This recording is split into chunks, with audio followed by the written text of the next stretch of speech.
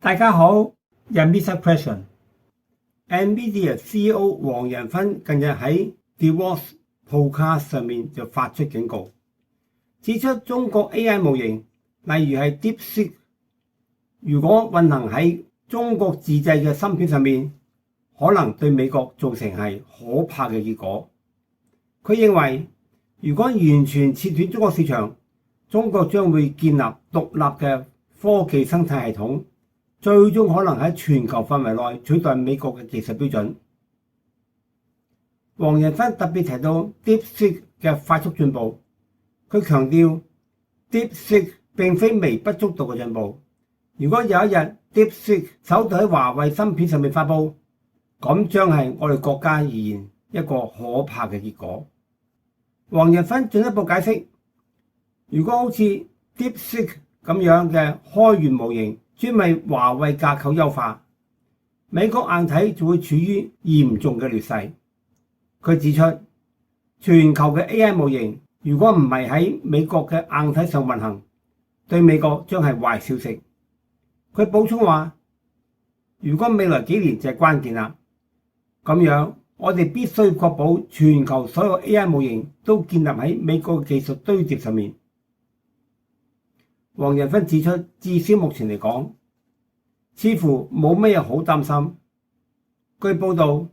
，NVIDIA 嘅新芯片 B200嘅性能大約係華為升騰 950PR 嘅 4.5 倍到到 5.8 倍，性能大約高出 350% 到到 480%。具體數字就取決於精度嘅設置啦。升騰 950PR 會喺2026年第一季推出，仍然採用 DV 光刻。就算應用咗 LGAA， 佢最大問題就係時鐘頻率唔能夠超過3 GHz， 令到個性能大打折扣。但係黃仁勳始終係華人，有中國人嘅心思同埋遠大眼光。佢睇嘅係幾年後嘅華為，亦都就係去到2028年嘅升騰970。屆時無論如何都會用上 EUV 光刻技術，加上成熟嘅 VGA 技術，將會超越台積電嘅 N2 製程。NVIDIA 就只係剩翻佢嘅應用軟件 CUDA， 但係而家喺 DeepSeek 已經開始唱華為嘅 Atlas SuperPOD， 未來就會跟住華為一同升級，3年後就會超越所有 AI 平台。今集讓大家了解一下呢一場 AI 大模型嘅終極之戰。Mr. Question 問題先生，發掘時事盲點或者正確答案，讓大家明白事實嘅真相。喺節目開始之前，請各位訂閱並且撳埋右下角個鈴鈴，再選期全部，有新影片就會通知各位。It's important to be mindful that what harms China could oftentimes also harm America, and even worse. And so before we leap towards policies that are hurtful to other people, take a step back and maybe reflect on what are the policies that are helpful to America. We are 100% out of China. And so China is 0% we went from 95% market share to 0%. China is the second largest computer market in the world. It is a vibrant ecosystem. I think it's a mistake for the United States to not participate. 我哋先了解一下華為嘅最新 AI 加速器基礎架構。華為最新 AI 系統架構，華為日前公布最新 AI 系統架構 Cloud Matrix 384 Super6， 採用多達384粒升騰 90C 芯片，計算力高達300 PFLOPS， 性能較 NVIDIA GB200 NVL72 強出大概係 1.7 倍，成為中國回應美國芯片禁令下嘅重要技術反擊。不過呢一種以量補質嘅戰術，同時帶來耗電暴增嘅代價，總功耗達到接近對手嘅4倍。Cloud Matrix 384 Super6 已經部署喺中國安徽蕪湖市嘅數據中心。華為內部稱呢系統為原子能級嘅 AI 解決方案，主力對標 NVIDIA 嘅 NVL72 架構。NVL72 配備咗72粒 Blackwell GPU， 透過高速 NVLink 互聯，整體算力達到係180 PFLOPS。雖然升騰 90C 嘅單個效能大概係 Blackwell 嘅1/3，但係華為透過堆疊5倍嘅數量，加上3.6倍記憶體容量嘅，同埋2.1倍記憶體嘅頻寬，成功壓過 NVIDIA 嘅旗艦系統。華為同中國 AI 初創企業 SiliconFold 合作，計劃以 Cloud Matrix 架構支持中國自然推理模型 DeepSeek R1。分析指呢一個部署就象徵咗中國逐步實現 AI 計算基礎設備去美國化，進一步加劇中美科技嘅對峙。Cloud Matrix 384雖然喺整體系統層面實現咗工程嘅創新，包括係大規模光學互聯同埋語件優化，但係個耗電效率就偏低啦。總功耗咧就係達到 NVL72 嘅3.9倍。雖然呢啲數據喺歐美咧會引起關注，但係喺中國電力供應未被因而構成係主要嘅限制。Cloud Matrix 架構包含咗16個機櫃，其中12個係運算櫃，每個櫃就放置咗32粒星層芯片，其餘4個咧就係光學互聯核心。整個系統就算咗高達6912粒400G LPO 線性可插式嘅光模組嘅收發器，就取代傳統嘅銅線，提升互聯密度同埋伸延嘅能力。而呢個亦都係呢個系統與 NVIDIA 曾經計劃但未量產嘅 DGX H100 NVL256 Ranger 架構好相似啦。第二座山就係高頻寬記憶體 HBM 被禁運。High Bandwidth Memory HBM 高寬頻記憶體 HBM 基本上就係由多層堆疊嘅記憶體芯片組成，用嚟儲存資料嘅小型單元。同舊有嘅動態隨機儲存記憶體 DRAM 技術相比， HBM 不僅能夠儲存更多嘅資料，仲能夠以更快速度傳送資料。由於 AI 應用程式需要大量複雜嘅運算， HBM 呢啲特性就確保應用程式能夠流暢運行，唔會出現延遲或者係毛病。將資料傳輸速度更快就想像成一條高速公路啦。高速公路嘅車道越多，就越唔容易出現阻塞，因此能夠容納嘅車輛就越多啦。越快嘅 AI 加速器就需要越多嘅 HBM。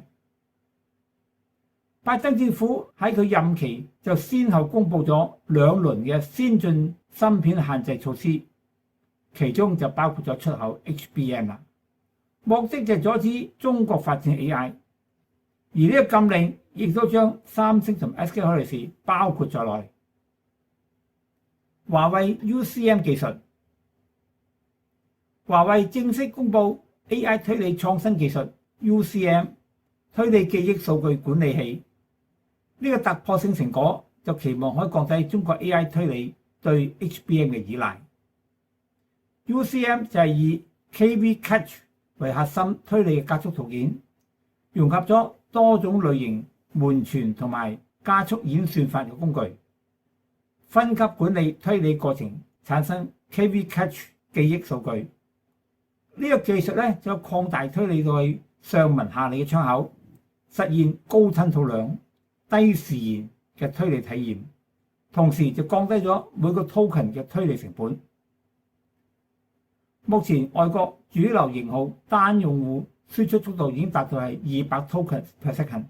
時延5 millisecond， 而中國普遍咧仲係低於60 tokens per second， 時延50至100 millisecond。UCM 技術推出就正係針對呢項推理效率同埋用戶體驗嘅核心難題啦。AI 聯想演算法。UCM 仲導入咗受打字輸入法聯想啟發嘅新聯想演算法，就好似手機嘅智慧輸入功能，會根據你平常嘅使用習慣預測你想講乜嘢，等 AI 能夠一次輸出多個詞彙，而唔使一個字一個字咁樣慢慢生成。呢樣技術就會讓 AI 傳得越多就推得越快，比起傳統預測加速效果更適合企業嘅應用場景。華為數據儲存產品線 AI 儲存首席架構師李國傑就表示，相較於業界現有方案只有傳統 prefix catch 技術， UCM 就提供更豐富、可靠而且係加速效果更好嘅演算法庫，能夠喺各種場景之下自動切換同埋適應。UCM 形需 HBM。UCM 喺同一數據處理速度下，只需要傳統方式大概係1/10嘅 HBM， 而長音傳輸表示2026年佢嘅產能就可以基本滿足國內需求。但係隨住電動汽車嘅智能升級同埋各種新型嘅智能應用，未來2年國產 HBM 供應仲會比較緊張嘅。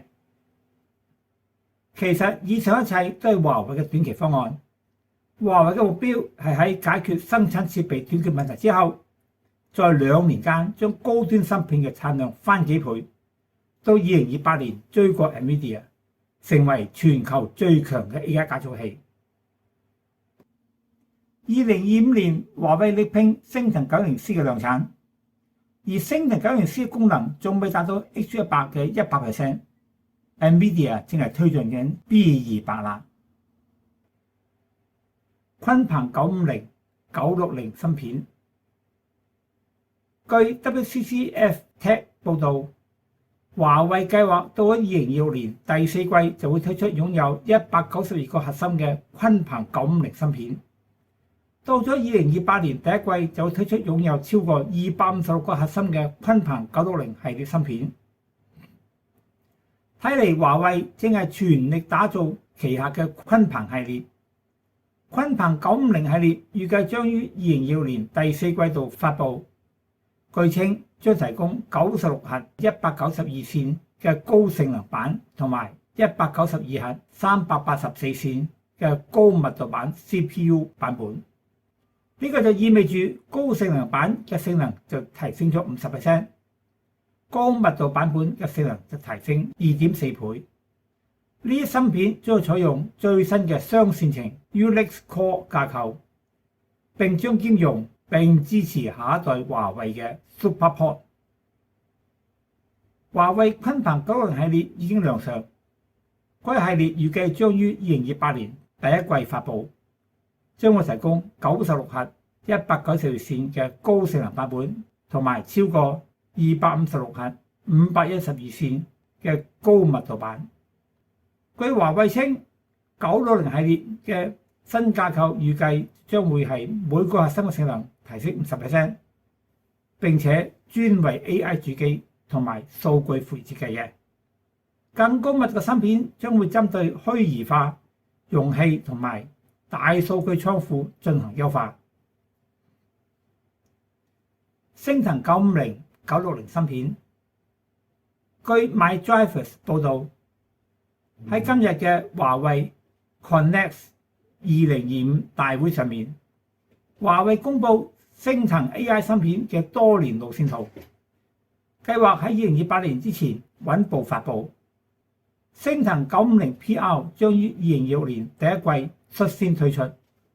，950 DT 就將會喺2026年第4季推出，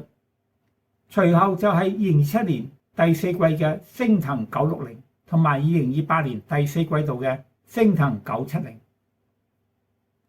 報道仲強調，昇騰950芯片嘅一個關鍵特性就係華為自研嘅 HBM， 同時支持低精度數據格式、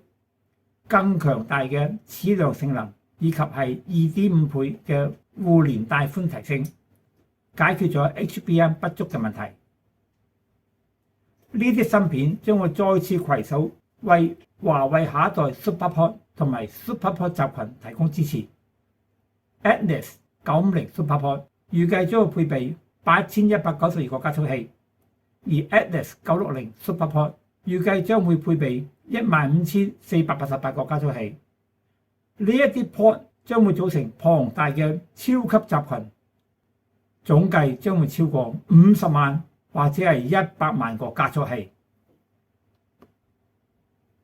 Exynos 950 SuperPod Exynos 950 SuperPod 將會提供8192個升騰950加速器，高達8個 exaflops 嘅 floating point 8計算能力，高達1152 TB 嘅內存，高達 16.3 PB per second 嘅帶寬，總訓練吞吐量491萬 TPS， 總推理吞吐量1960萬 TPS。 Exynos 960 SuperPod Exynos 960 SuperPod 將提供以下嘅功能：15488個升騰960或者950 DT 加速器，高達30 exaflops 嘅 floating point 8計算能力，高達60 exaflops 嘅 floating point 4計算能力，高達434 PB per second 嘅帶寬。同時，泰山950 SuperNOC 將包含16個節點，配備32粒鯤鵬950系列嘅 CPU， 以及最高48 TB 嘅內存。講到底就係國內嘅半導體產能不足，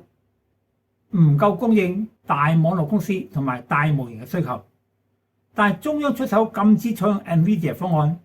咁樣能唔能夠解決呢個瓶頸問題呢？2026年產能飆至3倍。中國正在加速推動半導體供應鏈嘅自主化。英國媒體引述知情人士指出，國內芯片製造商計劃喺明年將 AI 芯片嘅總產量提升至目前嘅3倍。其中一家專為華為生產 AI 芯片工廠，最快將於今年底投入生產。另外2家新廠則會計劃喺明年陸續啟用。屆時產能將會超越中芯國際，以加快降低對 NVIDIA 芯片嘅依賴。英媒《金融時報》報導，呢啲新工廠嘅主目標就係滿足華為嘅需求。華為方面就未有提供進一步嘅細節，但係知情人士透露，如果3家工廠全部達到滿負荷運轉，總產能將會超過目前中國最大晶圓代工廠中芯國際同類產線嘅整體產能啦。華為嘅新晶圓廠，《金融時報》此前引述知情人士講，結合該報記者實地走訪同埋衛星嘅資料顯示報導，華為自2022年開始喺深圳觀瀾建廠，其中一座新廠計劃將會用於係生產5納米芯片。供應包括智能手機同埋升騰系列嘅 AI 芯片之用。另外2家工廠已於2024年完工，名義上分別由芯片設備商新海來 C-Carrier 同埋記憶體芯片製造商星維旭 SpaceSure 負責營運。但係呢2間公司實際上仍係由華為主導營運嘅。華為透過協助募資、技術支持、共享員工等嘅方式建立起合作關係。2027年國產國足，中央早前敦促企業避免使用 NVIDIA H20， 鼓勵轉用國產芯片。事實上，外媒日前報導，國內多個地方政府針對芯片製造率定下目標，到咗2027年。上海計劃將 AI 數據中心嘅國產芯片比例提升到 70% 以上，而中央更力主自給率能夠提高到 100%。半導體、國產算力同埋自主控制領域仍然係未來嘅長期趨勢。喺中國圍繞 AI 算力芯片嘅貿易政策持續存在不確定性下，了國內嘅大模型開發企業、互聯網平台等將會逐步提高國產芯片嘅採購同埋使用規模。國產芯片供應商同埋配套產業有望迎來巨大發展機遇。喺市場上，最難打嘅仗就係喺紅巨嘅對手中分一點揈硬。而家川大帝逼黃仁勳退出中國嚟脅迫北京，黃皮衣就為咗賺中國嘅錢，又唔得失 King Trump， 降規分錢，乜都可以。可惜習主席一個命令就由 90% 歸零，好走唔送啦。我哋可以自給自足，唔使花錢買氣球。麒麟芯片嘅缺陷，華為採用兩次曝光四重同運化 SAQP， 其實有啲好似係兩次二重同運化 SADP。麒麟9010嘅晶體管密度就係115 mTR/m²， 5.5 納米製程。麒麟9020仍然係採用兩次曝光四重同運化，但係採用咗 LGAA 晶體管設計，縮短咗 CMOSFET 嘅長度，晶體管密度就提升到去146 mTR/m²， 5納米製程。麒麟9030採用垂直晶體管嘅垂直 GAA、VGAA， 密度提升咗1倍以上。麒麟9030推算咧就係197 mTR/m²， 而麒麟9030 Pro 推算咧就係212 mTR/m²， 達到3納米或者係2納米製程。但係都係採用 DV 光刻，雖然估計麒麟9030 Pro 可能咧唔係 DV 光刻，所有芯片嘅晶體管溝度 channel 都停留喺麒麟9010嘅水平，冇跟製程提升而縮短，亦都就係台積電嘅 N6 水平啦。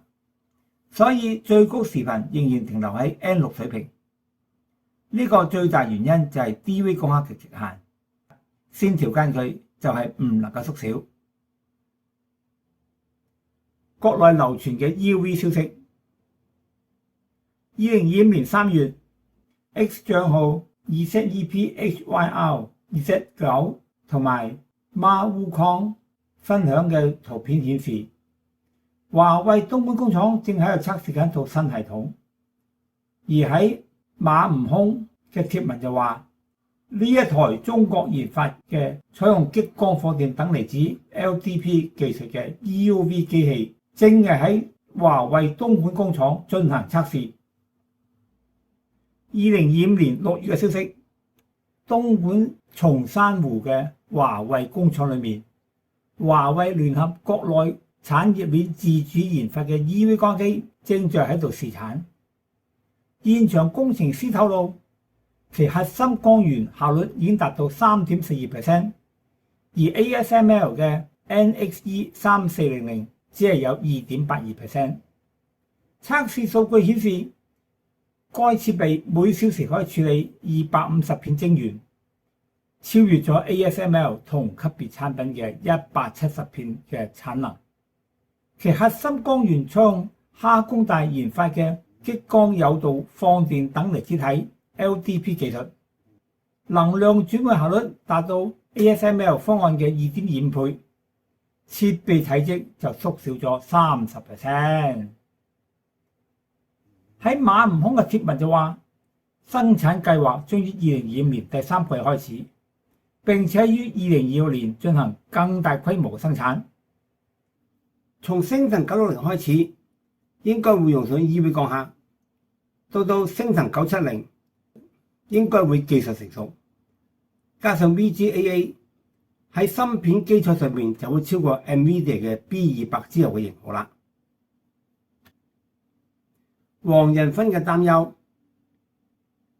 黃仁勳話：你唔係喺跟一個醒嚟就覺得自己一無用處嘅人說話，呢一種失敗者嘅態度，呢種失敗者嘅前提，喺我哋嚟睇係毫無道理嘅。我哋唔係汽車，呢個生態系統係好難被取代嘅。如果 NVIDIA 同其他公司唔向中國市場銷售產品，佢就會構建自己嘅生態系統同埋人工智能技術棧，而呢個就正係佢哋為 DeepSeek 同埋華為芯片合作嘅現狀啦。DeepSeek 即將推出下一代嘅 V4 人工智能模型，該模型對華為芯片而非美國硬件進行咗優化，呢個就對美國嚟講就係一個可怕嘅後果。至少目前嚟睇，黃仁勳似乎冇咩好擔心嘅。據報道 ，NVIDIA 嘅新芯片 B200 嘅性能大約係華為升騰950 PR 嘅 4.5 倍到 5.8 倍，具體數值咧就取決於精度設置啦。但係黃仁勳真正擔憂嘅係計算能力、能源盈餘同埋訓練未來模型所需嘅人才。理論上，呢啲模型將會指導並且優化所有其他系統，從而增強佢哋嘅性能。而能源方面，中國已經領先於美國。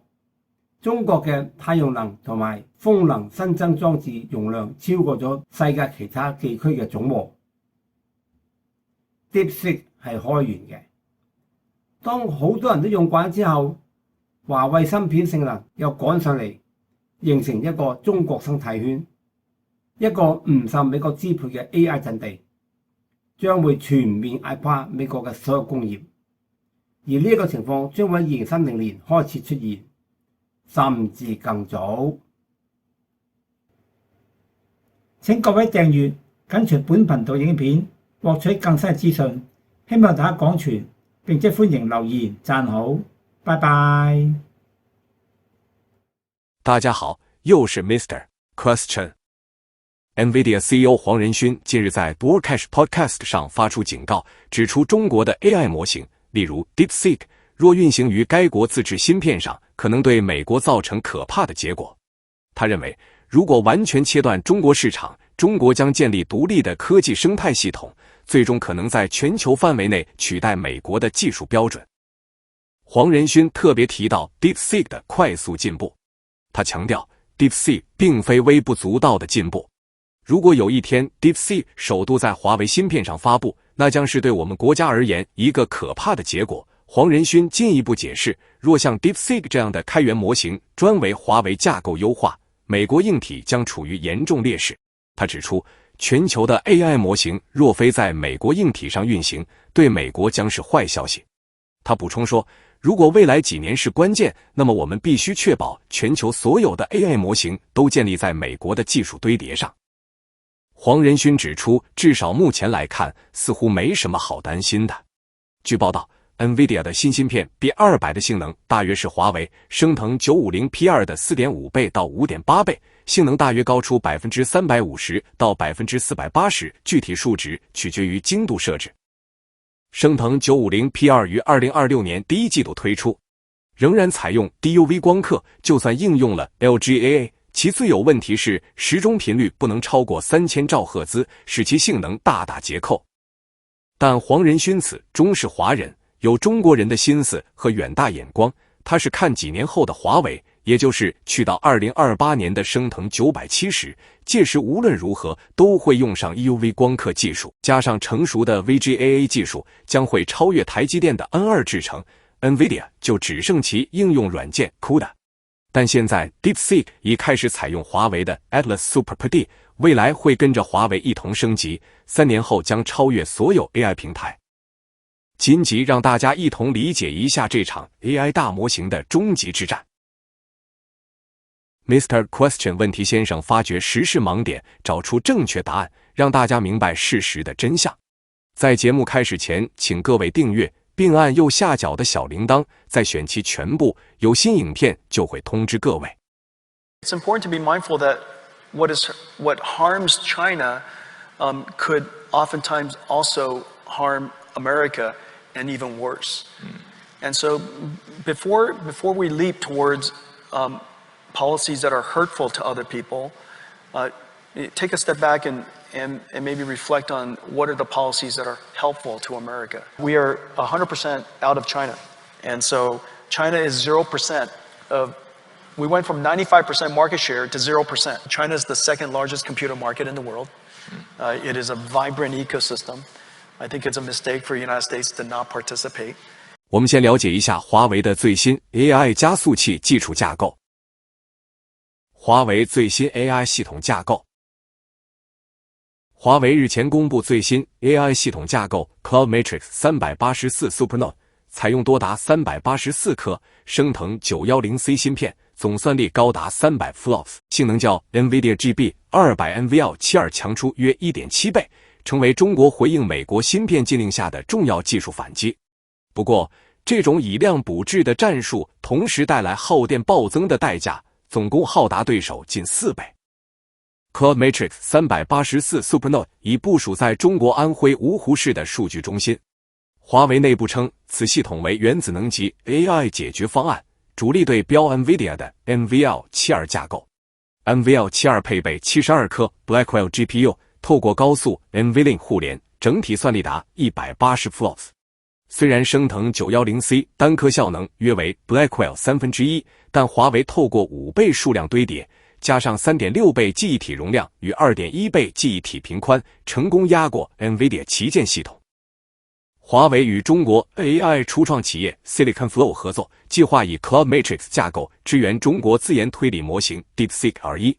分析指，这项部署象征中国正逐步实现 AI 计算基础设施的去美国化，进一步加剧中美科技对峙。Cloud Matrix 384虽然在整体系统层面展现工程创新，包括大规模光学互联与软件优化，但其耗电效能偏低，总功耗是 NVL72 的 3.9 倍。虽然这些数据在欧美会引起关注，但在中国，电力供应并未构成主要限制。Cloud Matrix 架构包含16个机柜，其中12个为运算柜，每个柜放置32颗升腾芯片，其余4个则作为光学互联核心。整体系统使用高达6912颗400G LPO 线性可插拔光模组，收发器取代传统铜线，提升互联密度与延展能力。这也是该系统与 NVIDIA 曾经计划但未量产的 DGX H100 NVL256 Ranger 架构相似之处。第二座山是高频宽记忆体 HBM 被禁运。High Bandwidth Memory HBM。 高频宽记忆体 HBM 基本上是由多层堆叠的记忆体芯片构成，用来储存资料的小型元件。与旧有的动态随机存取记忆体 DRAM 技术相比， HBM 不仅能储存更多资讯，还能以更快速度传输资料。由于 AI 应用程式需要大量复杂的运算， HBM 这些特性能确保应用程式流畅运行，不会出现延迟或毛病。把资料传输速度更快想象成一条高速公路，高速公路的车道越多，就越不容易出现拥塞，因此能容纳的车辆也就越多。越快的 AI 加速器就需要越多的 HBM。拜登政府在任期间先后公布的2轮先进芯片限制措施，其中包括出口 HBM， 目的在于阻止中国发展 AI， 而这禁令也三星和 SK 海力士包括在内。华为 UCM 技术。华为正式发布 AI 推理创新技术 UCM 推理记忆数据管理器，此突破性成果期望能降低中国 AI 推理对 HBM 依赖。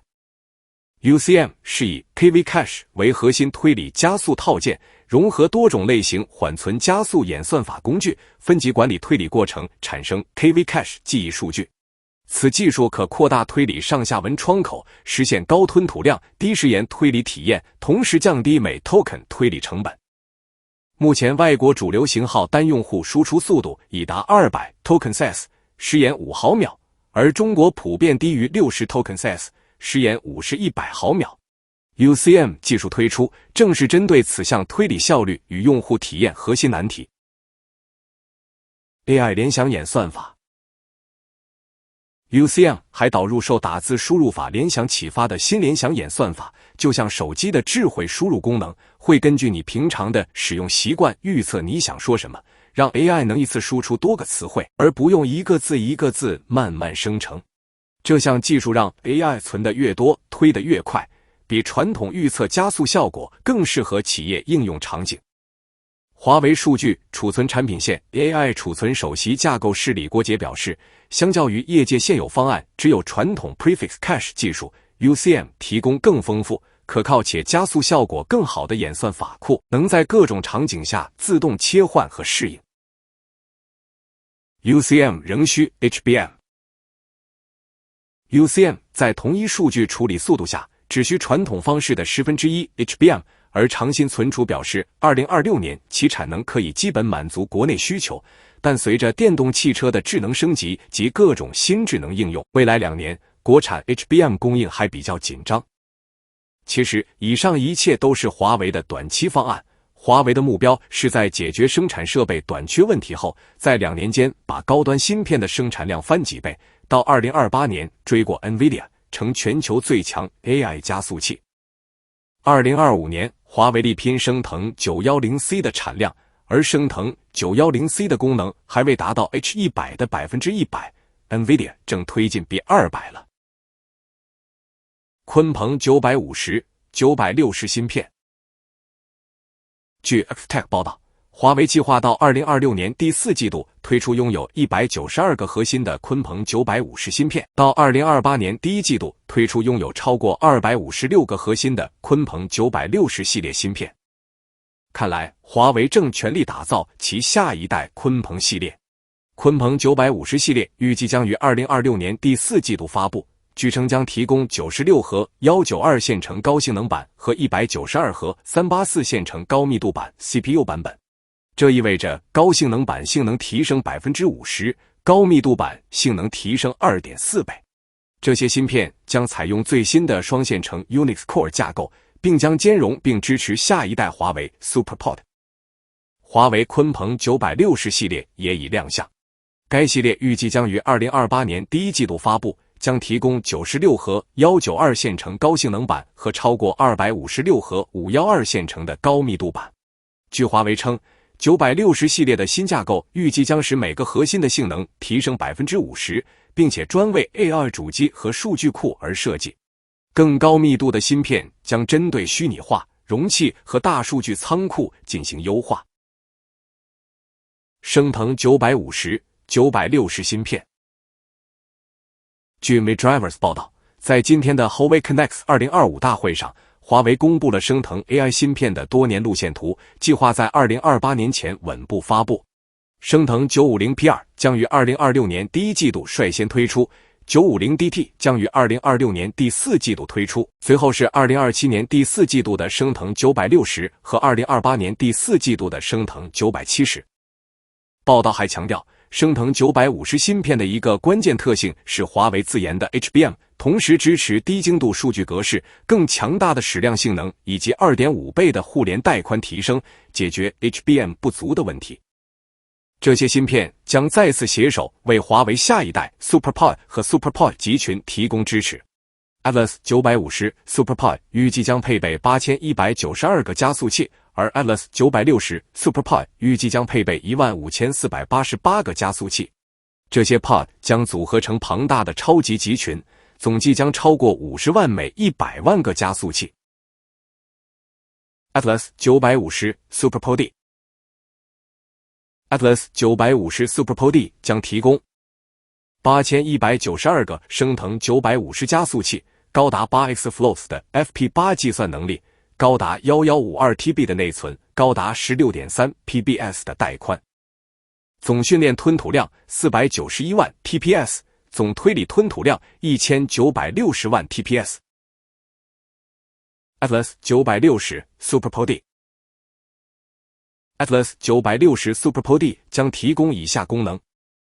：15488个升腾960、950DT 加速器，高达30 exaflops 的 FP8 计算能力，高达60 exaflops 的 FP4 计算能力，高达434 PBS 的带宽。同时 Taishan 950 SuperNode 将包含16个节点，配备32颗鲲鹏950系列 CPU 以及最高48TB 的内存。讲到底，就是国内的半导体产能不足，不够供应大网络公司及大模型的需求，但中央出手禁止采用 NVIDIA 方案，那么产能瓶颈如何解决？2026年产能飘至3倍。中国正加速推动半导体供应链的自主化。英国媒体引述知情人士指出，国内芯片制造商计划在明年将 AI 芯片的总产量提升至目前的3倍，其中一家专门为华为生产 AI 芯片的工厂最快将于今年底投入生产，另外2家新厂则预计在明年陆续启用，届时产能将超越中芯国际，以加快降低对 NVIDIA 芯片的依赖。英媒《金融时报》报道，这些新工厂的主要目标是满足华为的需求，华为方面则未提供进一步细节。但知情人士透露，若3家工厂全部达到满负荷运转，总产能将超过目前中国最大晶圆代工厂中芯国际同类产线的整体产能。华为的新晶圆厂。金融时报此前引述知情人士说法，并结合该报记者实地走访与卫星影像资料报道，华为自2022年开始在深圳观澜建厂，其中一座新厂计划用于制造5纳米芯片，供应包括智能手机与升腾系列 AI 芯片之用。另外2间工厂已于2024年完工，名义上分别由芯片设备商新凯莱 C-Carrier 与记忆体晶片制造商生维讯 Swissure 负责营运。但前这2间公司实际上仍由华为主导营运，华为透过协助募资、技术支持、共享员工等方式建立合作关系。2027年国产国足。中央早前敦促企业避免使用 NVIDIA H20， 鼓励转用国产芯片。事实上，外媒日前报道，国内多个地方政府针对芯片自给率定下目标，到了2027年，上海计划把 AI 数据中心国产芯片比例提升至 70% 以上，而中央更力争把自给率提高到 100%。半导体、国产算力及自主可控等领域仍是未来长期趋势。在中美围绕 AI 算力芯片的贸易政策持续存在不确定性下，料国内大模型开发企业、互联网平台等将逐步提高国产芯片的采购与使用规模，国产芯片供应商及配套产业有望迎来巨大发展机遇。在市场上，最难打的仗是在雄踞的对手中分一点份额。现在川大帝逼黄仁勋退去中国来胁逼北京，黄皮衣为了赚中国人的钱，又不得失 King Trump 降规分钱，什么都可以。可惜习主席一个命令就有 95% 归零，好走不送了。我们可以自给自足，不用花钱买气受。麒麟芯片的缺憾。华为采用2次曝光4重图案化 RCQP， 其实有点像2次2重图案化 RCDP。麒麟9010的晶体管密度是115 M2/mm 平方 5.5 纳米制成。麒麟9020仍然是采用2次曝光4重图案化，但采用了 LGAA 晶体管设计，缩短了 CMOS 的长度，晶体管密度就提升到146 M2/mm 平方5纳米制成。麒麟9030采用垂直晶体管的垂直 GAA、VGAA， 密度提升1倍以上。麒麟9030推算是197 M2/mm 平方，而麒麟9030 Pro 推算是212 M2/mm 平方，达到3纳米或2纳米制成，但都是采用 DUV 光刻。虽然估计麒麟9030 Pro 可能不是 DUV 光刻，所有芯片的晶体管沟道 channel 都停留在麒麟9010的水平，没有跟制程提升而缩短，也就是台积电的 N6 水平，所以最高时频也就停留在 N6 水平了。这最大原因是 DUV 光刻的极限，线条间距就是不能缩少。国内流传的 EUV 消息。2025年3月 X 账号 @Cepher C9 和 @My Viewcon 分享的图片显示，华为东莞工厂正在测试一套新系统。而在马悟空的贴文说，这台中国研发的采用激光放电等离子 LDP 技术的 EUV 机器正在华为东莞工厂进行测试。2025年6月的消息，东莞松山湖畔的华为工厂里，华为联合国内产业链自主研发的 EUV 光刻机正在试产。现场工程师透露，其核心光源效率已达 3.42%， 而 ASML 的 NXE 3400只有 2.82%。测试数据显示，该设备每小时可处理250片晶圆，超越 ASML 同级别设备的170片产能。其核心光源采用哈工大研发的激光诱导放电等离子体 LDP 技术，能量转换效率达到 ASML 方案的 2.25 倍，设备体积却缩小了 30%。在马悟空的贴文说，生产计划将于2025年第3季开始，并于2026年进行更大规模的生产。从升腾960开始，应该用上 EUV 光刻，到了升腾970，应该会技术成熟，加上 VGA， 在芯片基础上将超越 NVIDIA 的 B200 之后的型号。黄仁勋的担忧。黄仁勋说，你不是在跟一个醒来就觉得自己一无是处的人说话，那种失败者的态度，那种失败者的前提，在我看来毫无道理。我们不是汽车，这些生态系统很难被取代。如果 NVIDIA 和其他公司不向中国市场销售产品，他们就会构建自己的生态系统和人工智能技术站，而这正是他们与 DeepSeek 和华为芯片合作的现状。DeepSeek 即将推出其下一代 V4 人工智能模型，该模型针对华为芯片而非美国硬件进行了优化，这将对美国来说是一个可怕的后果。至少目前来看，黄仁勋似乎没什么好担心的。据报道， NVIDIA 的新芯片 B200 的性能大约是华为升腾950 P2 的 4.5 倍到 5.8 倍，具体数值取决于精度设置。但黄仁勋真正担忧的是计算能力、能源盈余以及训练未来模型所需的人才。理论上，这些模型将指导并优化所有其他系统，从而增强它们的性能。而能源方面，中国已经领先于美国，中国的太阳能和风能新增装机容量超过了世界其他地区的总和。DeepSeek 是开源的，当很多人都惯用了之后，华为芯片性能又赶上来，形成一个中国生态圈，一个不受美国支配的 AI 阵地，将会全面压垮美国的所有工业，而这个情况将会在2030年开始出现，或可能更早。请各位订阅，紧随本频道的影片，获取更新的资讯，希望大家广传，并且欢迎留言赞好，再见。